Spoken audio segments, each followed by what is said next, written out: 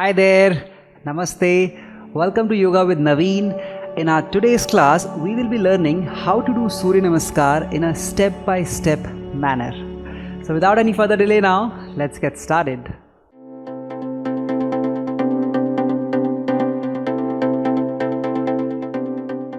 Alright, so before we go ahead and start practicing the asana itself in Surya Namaskar and learn more about them, let us learn some basics about Surya Namaskar.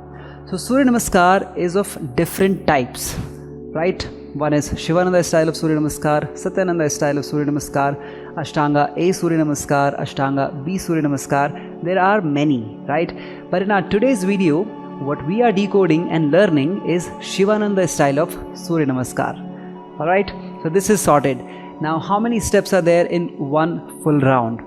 24. It is broken down into two halves. We'll do 12 steps to the right side first, then we come back to the starting position, then we go towards the left side and again do 12, and that's how you will be completing one cycle. Now you must have heard people saying that I have done 12 cycles of Surya Namaskar or 24 cycles of Surya Namaskar and even 108 cycles of Surya Namaskar. So now you know that each cycle has 24 steps, so 108 into 24, that's what makes 108 cycles of Surya Namaskar. Alright, so let us quickly now start to learn how to do all the different postures, what are the benefits, how do we scale it down, how do we scale it up, and then let's keep going for it. Alright, so now the first posture is Pranamasana. For Pranamasana, we keep the feet right below the hips, we plant the feet properly on the mat and then bring the palms in Namaste at the chest. This is called as Pranamasana. Now once you are here, you will be inhaling and exhaling. Now this makes it as first step. Now from here we go for the second one. For the second one, we start to bend the knees micro bend and then start to push the hips a little bit forward. You can see my hips are going slightly forward. You engage the glutes and from here you start to raise the hands up high over the head. And your head and the biceps come into exact same position, and then slowly you try to lift the chest and see if you can look up. So this is hastottanasana. Now in this position, when you are going, we inhale and then try to hold this position. The moment you start to exhale, you go for the third position.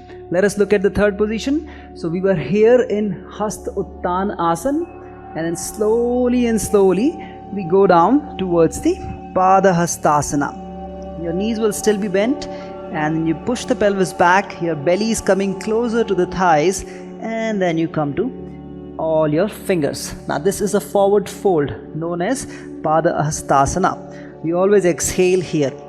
Now right now we are learning all the beginner variations to this. In the second half we will also see slightly more advanced or progression in this. Now from here, the next one is ashwa sanchalanasana. You take the right knee back down and then you push it a little bit more behind. Your hip needs to come slightly forward and your knee does not go much ahead of your ankle. So we just be here and then we look forward. This becomes your ashwa sanchalanasana. Now in case this is too difficult, you can also take one of the palm on the thigh and hold it. Now once we're done here, you will take your left leg back, coming onto your palms properly, turning your toes in and then trying to lift your knees up high. This is the next step, santolanasana. In this one, your wrist comes right below the shoulders and your toes come right below the heels. You can look at it. Alright. Anytime if this is challenging, you can also just keep your knees down and stay here. So this is our santolanasana. We inhale here, exhale it out, and then after exhaling, we do not inhale, we do not exhale. With that hold, you will take your knees down, you take the chest down, you keep the hips slightly lifted, and your palms are by the side of your rib cage. So this is Ashtanga Namaskar. As I told you, we don't breathe in, breathe out while we come to this position. So there was a hold right after our exhale that we did in santolanasana. Now from here we'll go for the next one, which is bhujangasana. For bhujangasana, you'll bring the belly to the floor or the mat. You'll point your toe. You'll try to bring your heels and the toes together. Your hips will be tightened up. Your palms are by the side of your rib cage. You slowly lift yourself up, and either you're looking slightly lower or slightly forward. It'll depend on your neck. If your neck feels comfortable lifting up, then you lift up. Otherwise, you can also look down. So from here, we go ahead with inhale, and then starting to exhale, coming for parvatasana. So you can come into this position first. You turn your toes in, and then slowly you start to lift your knees up higher, pressing your heels back. Now if you have been doing practice, then you would be easily able to keep your heels down. But if you are new, you would need to bend your knees slightly and keeping the heels slightly off. But you always make sure that you are lengthening from your spine. We don't want this, so you keep pushing your hips back and lengthen your spine, keeping your head in between your hands. Now once we are done here, all we need to do again is to take the right leg forward. So again, as a beginner, it becomes difficult to take the leg directly.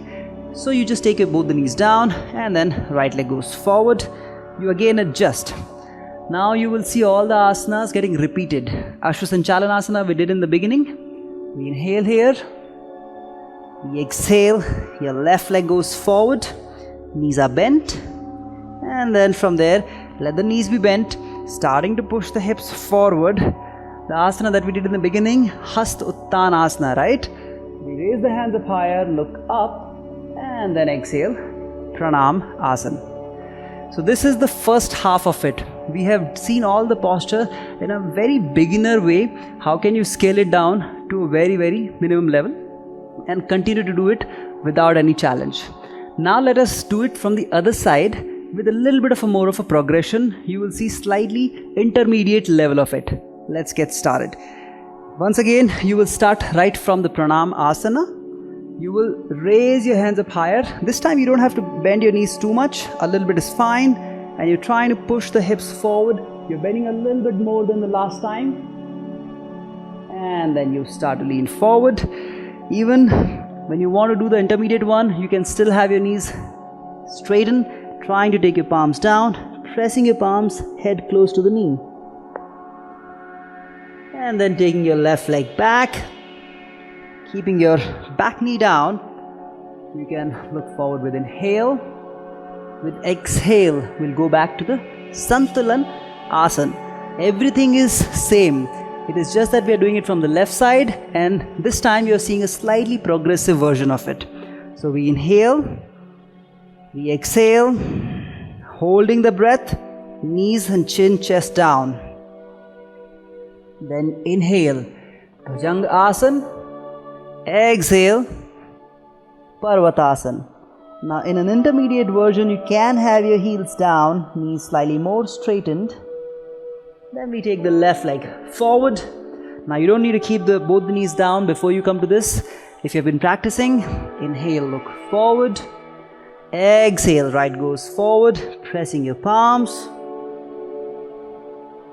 And then inhale, raising your hands up higher, gently bending back. Exhaling, Pranamasana. Alright, so this is the entire practice of Shivananda style of Surya Namaskar. Now either you do the beginner version or you do the intermediate version. Whichever version, you keep practicing this. This is one of the best practices that is there in yoga.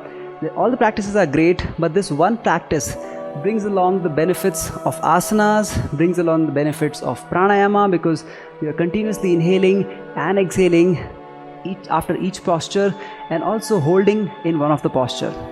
And then meditation also.